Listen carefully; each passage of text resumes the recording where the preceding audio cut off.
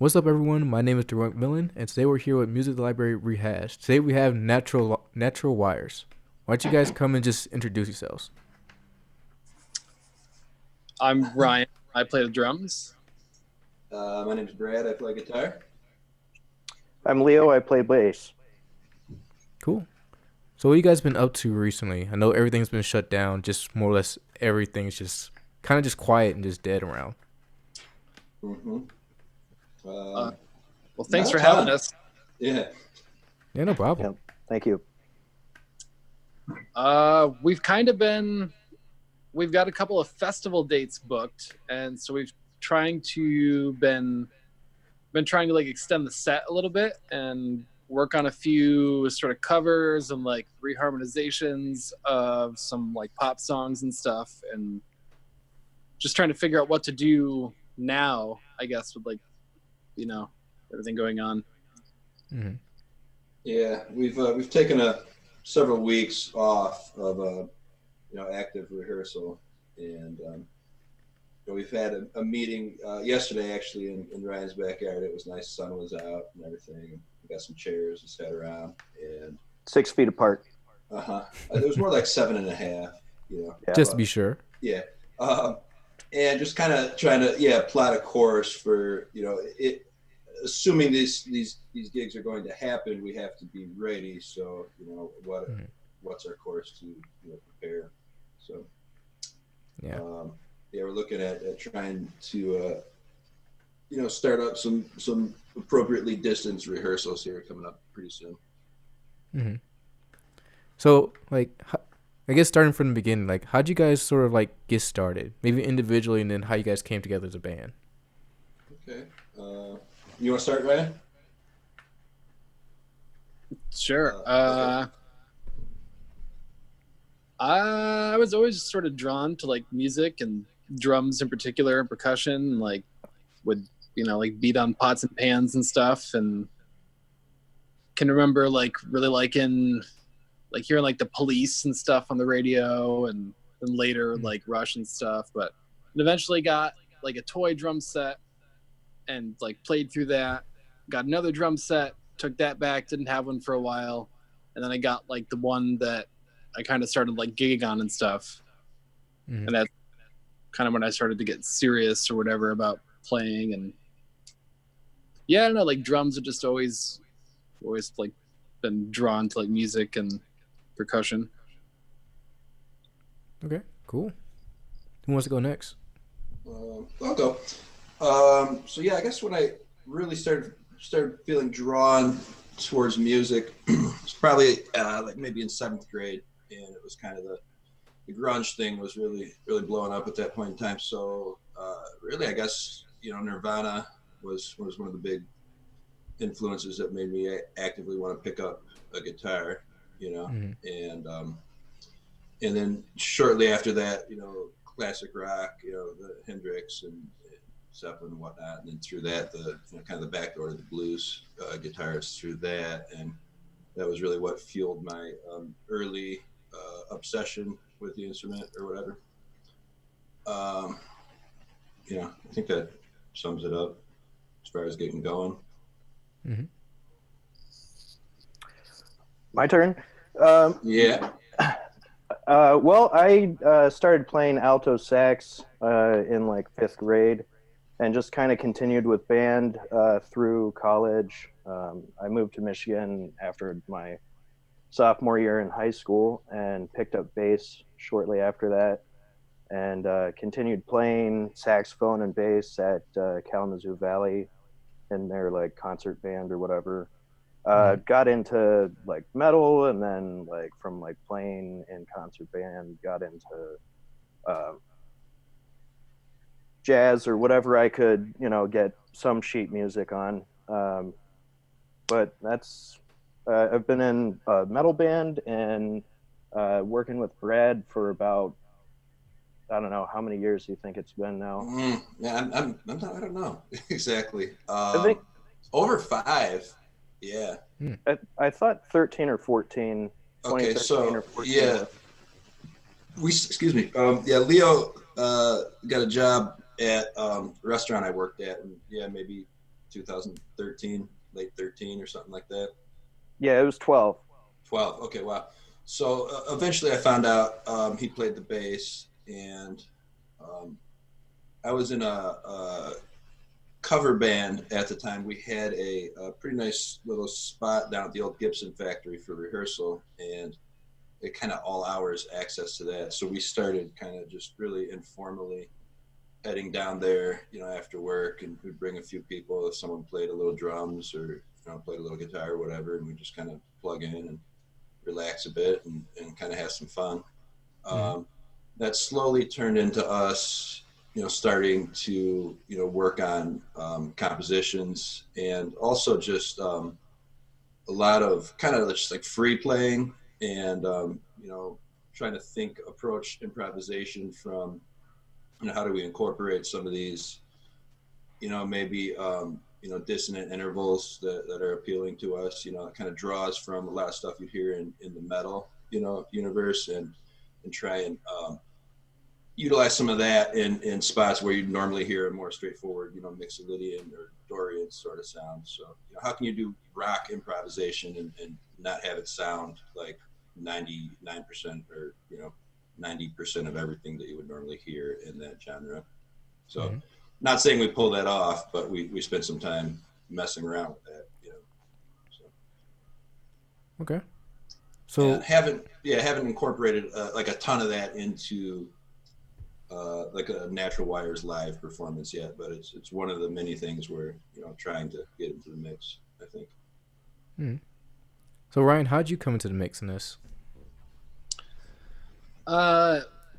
Basically, yeah, like Leo and Brad had been working together for a few years, and like eventually I'd heard and kind of heard that they were looking for a drummer, and met them at shows a couple times, and it actually jammed with my roommate Matt, who was in a band called Pleasant Drive, and I can remember like them coming over and like kind of what it sounded like, and I was like, oh wow, that's like super cool what they're doing. And then it was like a year or more later, I think we jammed at Papa Pete's or something. Yeah, I sat in with you and Eric, I think, at Papa Pete's. Yeah, we were doing like an open arts thing. So we do like a sort of a hosted like open mic where like a band would come down and kind of like do a jam session and stuff. But yeah, and then we just started jamming, and they kind of started showing me all this music that they've been writing, and it was like super cool and kind of right up my alley as far as like proggy kind of jazzy stuff or whatever. Just, yeah, you weren't scared of the Onion, so that was cool. What's that? You weren't scared of the Onion, so. Yeah, they've got this one song in particular that's this 10-minute sort of the one that scares away the drummers. Yeah, it's got all this crazy like metric modulation and all this, and it's almost like math rocky type thing. I think they're kind of inspired by like McLaughlin, Zakir Hussain, like sort of classical Indian music and stuff, and sort of definitely they can sort of bridge to different tempos and things and all this fun stuff.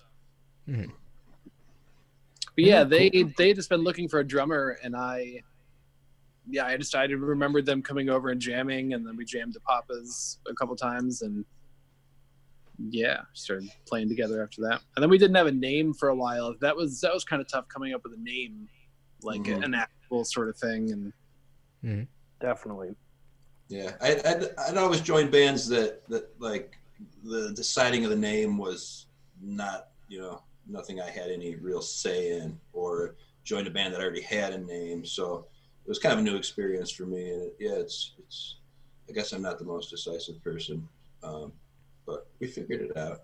I think it works. How'd you guys get the name? I'm gonna give the floor to Leo for this one. Yeah. Well, our Brad got me really into building a pedal board after we were one-on-one working together, and he already had like a 32 by 16 inch pedal train board already like mapped out with a bunch of pedals, and like he let me borrow a few to start off, and I had a couple like that were already working, and so like once we got into that, like adding that into like, you know, just guitar and bass and what you can, you know, incorporate with that to fill in some of like the sonic room became like a very addicting process, and using a lot of my credit to just start like building more building onto my pedal board or whatever. And I was just kind of like tinkering around with it one day because I started to have like my board pretty much full, and I was just trying to like get it organized because I realized that like all of my wires were were a mess everywhere. You can just a heads up. You can curse. It's totally fine. Okay, sorry. Okay, I'm still gonna try not to. Yeah, I wasn't trying to. Yeah, but I was just you know, I had it propped up. I was trying to get it organized and try to like have the wires like neatly all like zip tied together or whatever, and spent about like 4 hours doing it and realizing that like it wasn't going to happen. And then like it just kind of like made sense to me that like the mess of wires is like a natural part of like the type of, you know, music that we're doing, and like having like everything strewn about. After looking at like a few of other professionals pedal boards, like going to concerts live and whatever, some of them are like all over the place, and like it's nuts like how it like almost a mess it looks like, but it's like a natural part of it. Yeah, so that was I remember that was one of the names that we had kind of thrown about in the active discussion every now and then, and I remember thinking like, it sounds like a band, you know. That was the way I felt about it. Like that sounds like a name of a band, so it just kind of ended up being what we went with, I guess.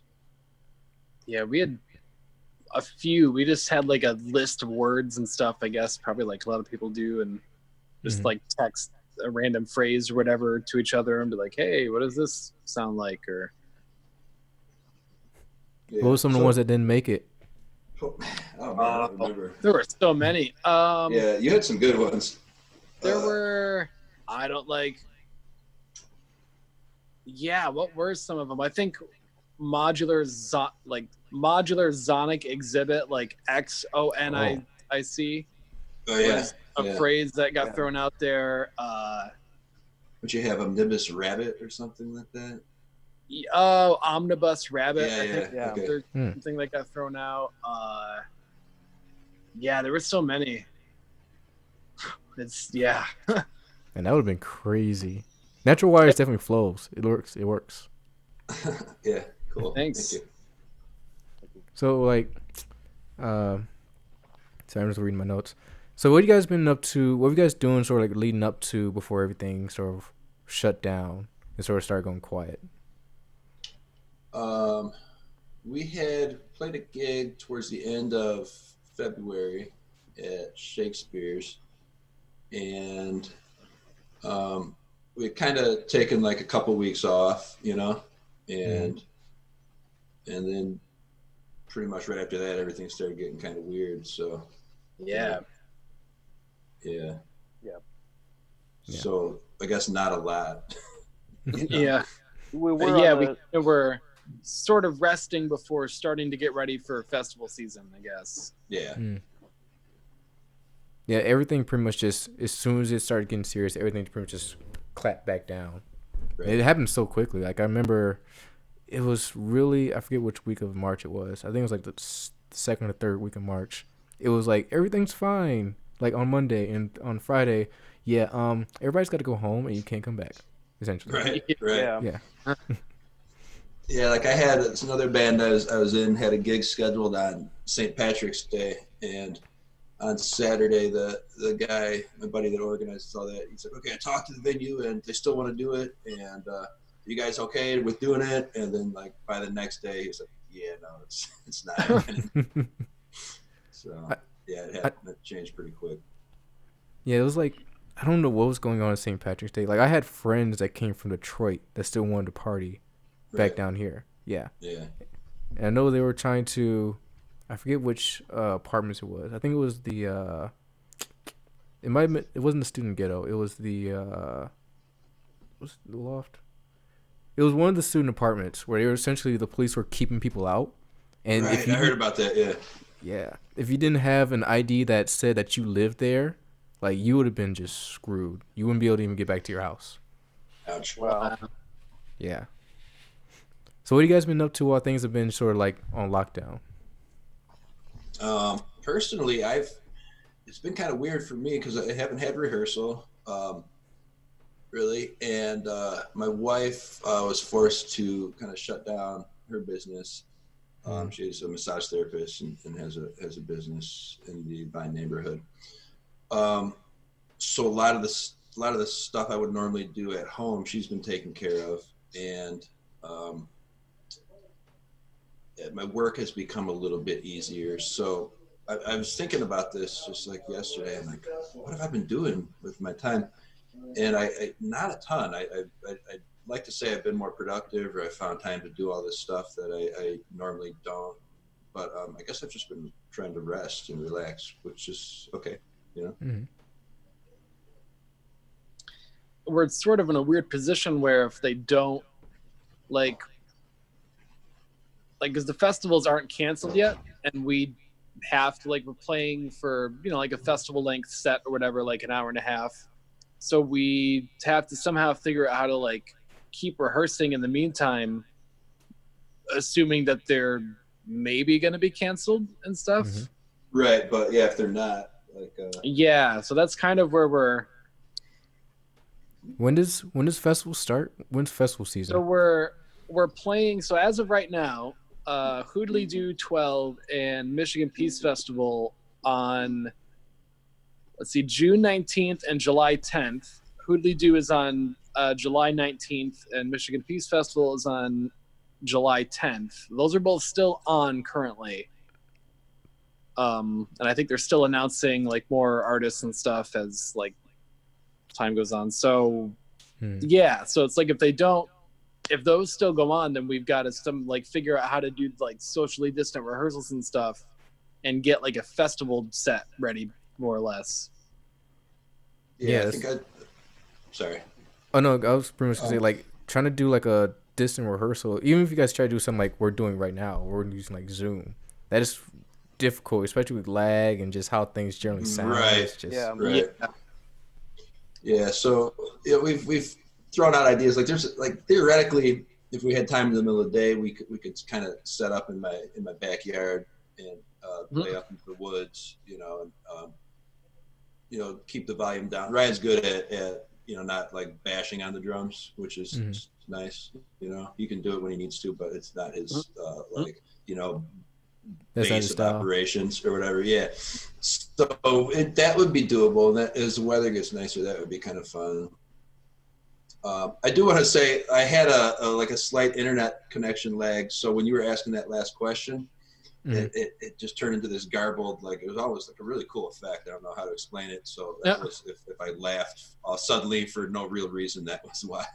Oh no, it was good. I was pretty much just asking, like, how you guys plan on, like, practicing, just with everything, not being able to really kind of see each other. Well, I guess if you are to be able to distant enough, that'll work. But just sort of, how does that luckily it's work? only 3 of us, so I think we couldn't do it, like, 6 feet apart and still. But then, unfortunately, like, I don't think, like, helping each other with gear is a thing. I don't know, like, touching the same stuff. And yeah, the load in and the load out would be the part, I think, where you need to kind of think ahead just a little bit, and yeah. But, and then 2, I think we've got to figure out how to, like, jump into live streaming world and all that, if this is, because this could go on, I don't know, like, not a bad thing, like 3 months at least. Yeah. So Ryan, we've been talking, and Ryan in particular had already been talking about, moving into doing some streaming and having that as another option. Because, with Leo's in particular, but just with everyone's schedule, I think, but Leo working, who knows now, but working in a restaurant, the weekends are, a more difficult time to, become free. So we're never really going to be able to go out and play every weekend necessarily. And that's something we're all kind of understand and are okay with. So yeah, the streaming was already, we were looking at that as like, this is a very viable option and kind of works within the parameters of our capacity or whatever. Yeah, people really trying to take advantage of like all the different stream platforms. Obviously, you got Facebook and like you can use OBS if you want to get more fancy with it. But it's definitely like an interesting thing to see people like doing their live practices, doing like little mini shows. Like I forget which band it was. BTS. They did like a free like actual full performance and everything. I think it was really? on. I don't know which it was on, but I heard they did a full live stream performance. Like tens of millions of people watching or whatever. Yeah. That's awesome. But yeah, it's definitely like the way to go now. Honestly, I think once everything's kind of blown through, that's gonna become a lot more popular as people just realize, hey, especially if you get a good setup, and like if you have like essentially like a studio stage type thing, you can necessarily go there and just watch people do it. Yeah, I was wondering if that could be even like a good business idea, kind of like just have a space set to do that, and then a band wants to stream, then you just come in and pay a certain fee, and don't have to do any of the work, owning the equipment or setting it up or whatever. Yeah. So what are you guys planning on doing sort of leading out when things hopefully start getting back to normal relatively soon? Well, I think long-term goal is to record like a full length, like an LP, work on, we need to finish a couple of songs that have been in the workshop for a while, like work on a couple new things, but I don't know, it's almost hard to say because it's like, what is it going to look like when it goes back to, like, are some venues even going to be open? Like, are restaurants going to be open? Like, what's going to, I don't know. And then, yeah, it's like if we get into streaming and stuff, then maybe like a regular sort of stream thing plus playing live, or trying to figure out how to merge the two or whatever. It's like, yeah. But definitely like recording LP is always a long-term goal. Do you guys have a demo or something out right now?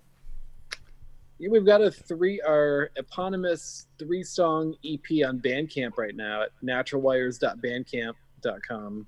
And that's, we've got 3 tunes on there. Okay, cool. Honestly, when you guys did your music library, I forget which one it was. It was the one from Sonic. I don't remember what was the name of it. Green Hill Zone. Green Hill Zone. Yeah. It took me a minute. Like that sounds familiar. You guys did a really good rendition of it. It actually was like completely new. Excuse me. So like going on gigs, like what is some like the best gigs you guys done? Maybe like gig stories, or maybe the worst ones. Like ones were like, let's maybe not do this one again. I mean, individually, I had some interesting ones I've been to, I guess. There was one where I used to work at a hotel here in town. I worked nights, and so like worked all night, and then I had to play like in Battle Creek the next day at like this barbecue thing, like at noon or something. So worked all night, like until 7 or 8, and then packed up, left for the gig, like no sleep. And then I get there and I don't have a bass drum pedal. I have everything but my bass drum pedal.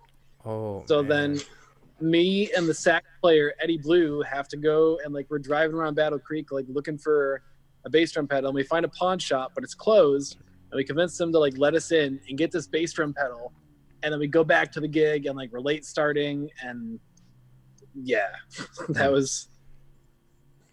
Oh man, like, that absolutely sucks. Like a drummer myself, that's like you can leave literally everything except for the bass drum pedal and your hi-hat and your snare. You forget everything else. the worst is when you bring your hi-hat, but you don't bring your clutch. And it's Oh, like God. that, such a little piece, like it ruins it. It complete, like, oh God, yeah. Oh, man. Like, It's the worst. going on a gig, I almost left my my snare stand. That would have just done, yeah. Ouch. Forgetting your throne is another one that can suck. So, what about for the rest of you guys? Well, yeah, we've only really done a handful of gigs, so nothing's been horrible so far. Yeah, I don't think. Yeah, and you know, I don't think we've gotten to the point where any of us feel we've done something that's really started to really fire, up to potential or whatever. But I think the last one we did at Shakespeare's, I felt, there was finally moments where I felt like I was able to, not have to think and just kind of play, and that felt good. I think those were probably some of the most interesting times musically, if we were able to listen back. But, sometimes your perception in the moment, the way you feel about something doesn't always relate to what it actually sounded like, but sometimes it does. So, but I remember this one gig comes to mind, as far as kind of just like a really bad experience. There's probably more I'm forgetting, but yeah, there's this one where I was playing in this cover band, and we were somewhere in like Toledo at this big like auto. It was almost like an auto show, like a huge warehouse set up with cars everywhere, and they're going to be having like an auto show there, but this was like some kind of fundraiser dinner. Mm-hmm. So there was apparently like 500 people in the room. I don't know, but it was so spread out that it didn't seem like much. And so we were playing, we were warming up, we were doing some opening sets, and like a Ray Charles impersonator was going to come out, and we did our warm up set, and you'd finish a song, and you wouldn't hear anything, and like at the end of the set, you might have heard like 2 or 3 people clap. So I'm like, all right, well, when the Ray guy comes out, it's going to be good, they're gonna get into it, and it was still just crickets. It was just super awkward, just cold.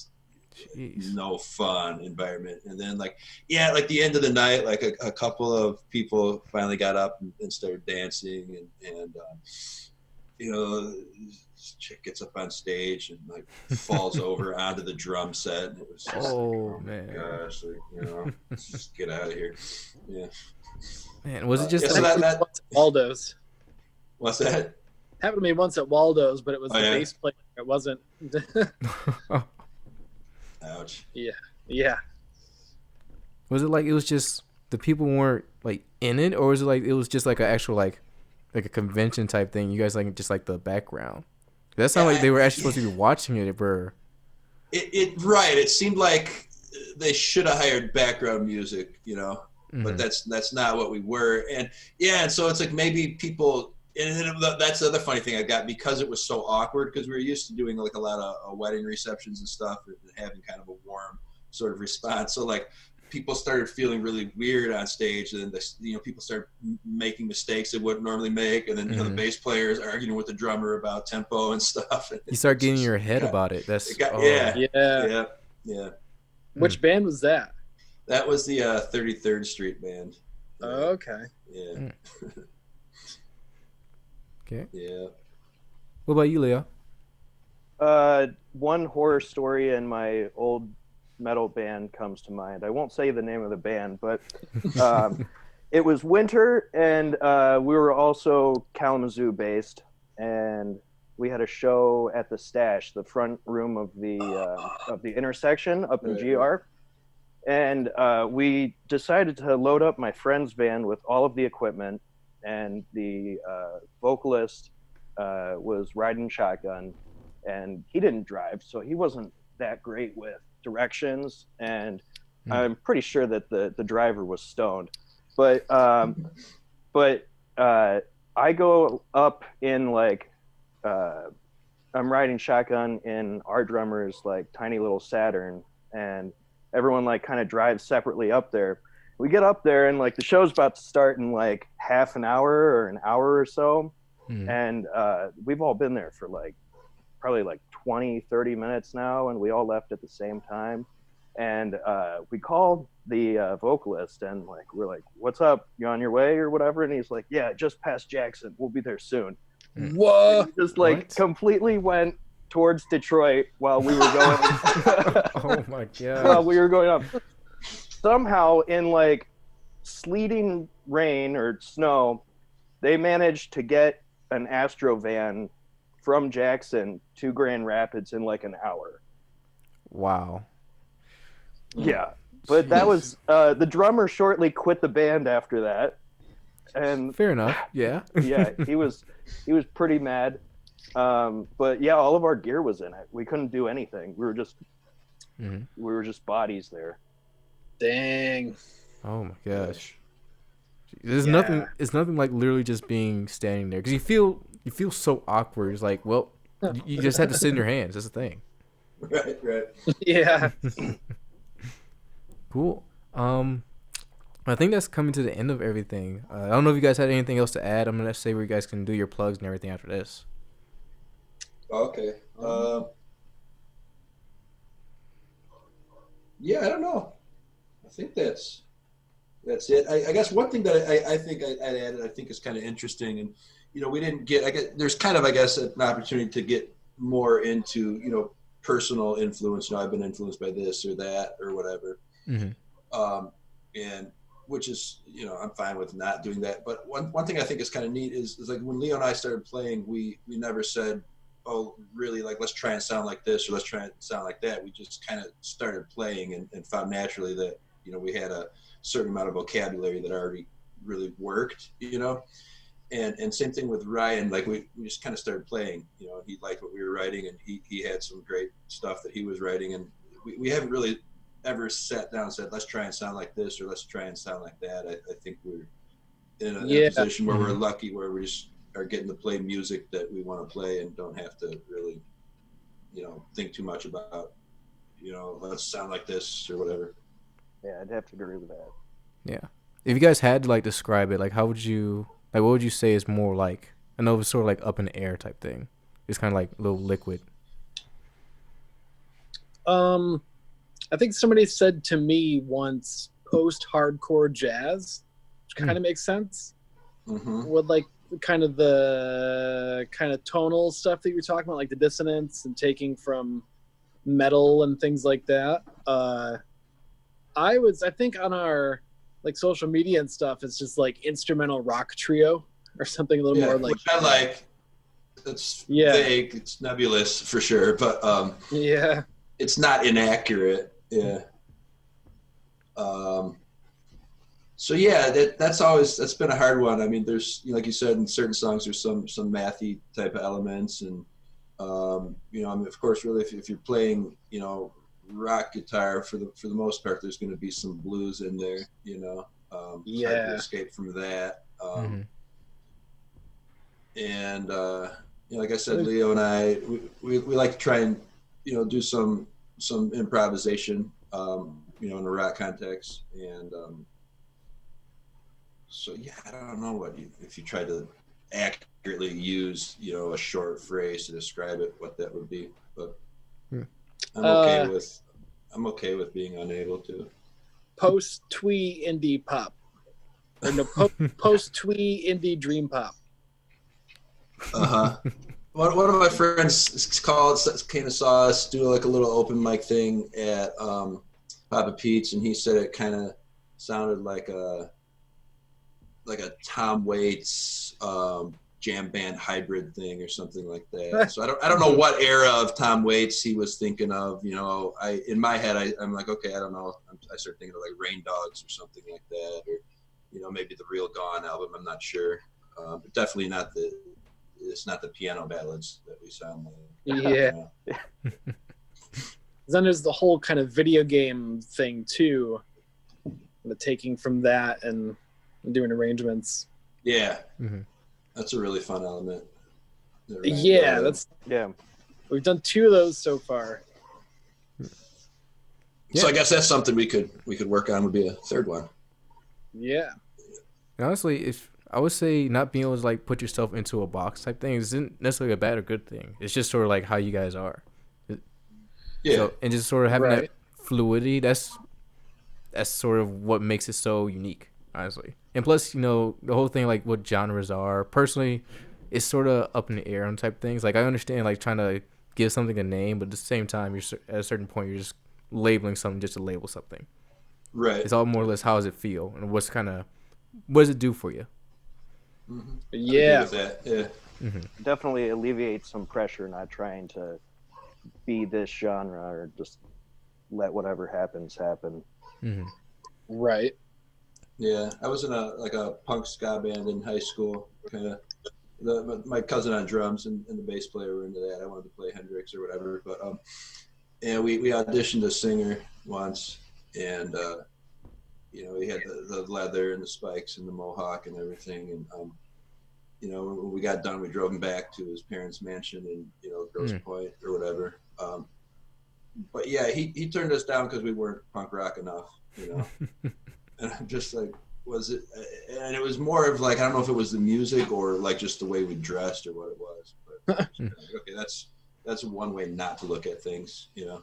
Mm-hmm. Yeah. Yeah, cool. I think that's pretty much it. I'll just check my notes real quick. Yeah, that's pretty much it. Like I said, if you guys have anything else other than that, we'll just do like your plugs where you can say how people can find you and get in contact, and that'll be it. Yeah, you can. Our EP is up on Bandcamp at naturalwires.bandcamp.com. We're up on Facebook and Instagram, all that good stuff. At Natural Wires. Mm-hmm. And thanks so much for having us. Yeah, thank you very much. Thank you. Yeah, no problem. We'll be playing at Poodly Doo, if that's still happening, and I believe that's June 19th, right? Yes. Yeah. And then if that does happen, then that would imply that the Peace Fest is happening as well. And that is July 10th. Mm-hmm. Out in Constantine, Naquita is the name of the spot there. That's what's on the books for now, and you know, I think once everything gets up and running again, we'll you know, try and set up some normal type of shows. And I think we've got our library session yet to come as well. That's going to be super cool to see. Yeah, it should be dropping on WIDR's website soon, huh? Mm-hmm. Yeah, on the Western Herald YouTube, I believe. Oh, awesome, cool. Excited for that. Shameless plug for us. Yeah. Yeah, no, thank you guys for coming on. It's been absolutely great. Yeah. Thank you, Darrell. Thank you very much. Appreciate it. Cool. So everyone, this has been Natural Wires with Music of the Library Rehashed. If you want to follow more of our videos, make sure to follow Western Herald and Western Herald Video. And you guys have a good rest of the day. You too. Good. Thanks, you too.